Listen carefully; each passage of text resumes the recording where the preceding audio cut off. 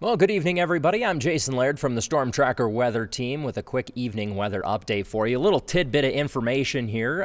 Thompson Falls read in at 55 for today's high temperature in the state, and I'm probably slaughtering this, but Dunkirk read in at about 5 whopping degrees for the overnight low. And that was about 19 miles northeast. All right, let's get you into the forecast here and let you know what we got coming our way. Do have a couple watches and warnings to point out to you.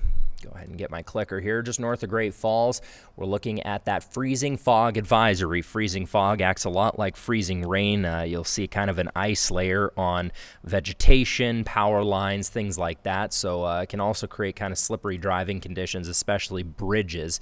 So keep that in mind. North of Jordan into Malta area, we do have a winter weather advisory through Saturday morning, tomorrow 6 a.m.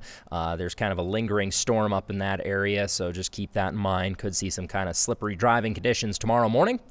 And across our area here, winter weather advisory remains in effect through about 12 p.m. Sunday. That, again, is we're going to see an area of low pressure, which I'll show you here shortly, kind of give you a more detailed look at it. That area of low pressure is going to track right across the state and continue to circulate some of that moisture around. Next 24 hours, here's how things shape up. That system up to the north is going to continue to track out of the area. However, tomorrow, once we move into Saturday morning bright and early, we're going to start to see some of that moisture move up into the higher elevations especially.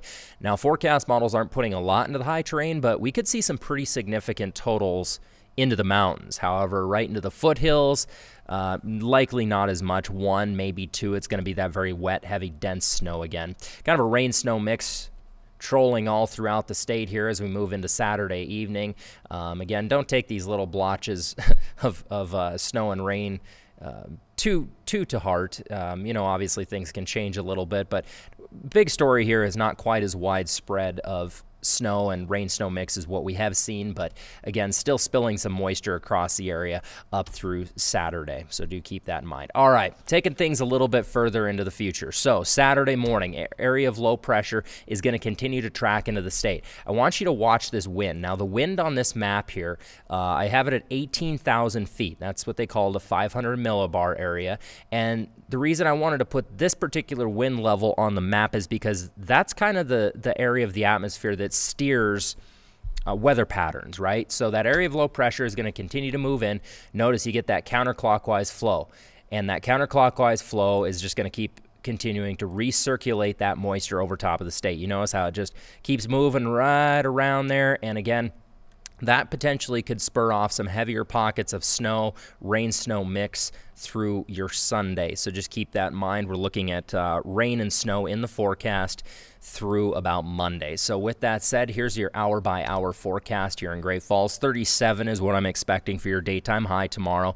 Going to see more snow than rain. I think once those snow systems move in, it's going to drop the temperatures pretty rapidly. Should see temperatures kind of peaking around 5 p.m. or so. Helena, we're looking at 39 for your daytime high, rain-snow mix. I know we have a lot of parades around tomorrow, so definitely wouldn't hurt to grab an extra coat, maybe an umbrella. Just bundle up. It's going to be a little chilly tomorrow, all right? Have yourself a wonderful Friday evening and a happy St. Patrick's Day, everybody. We'll see you soon.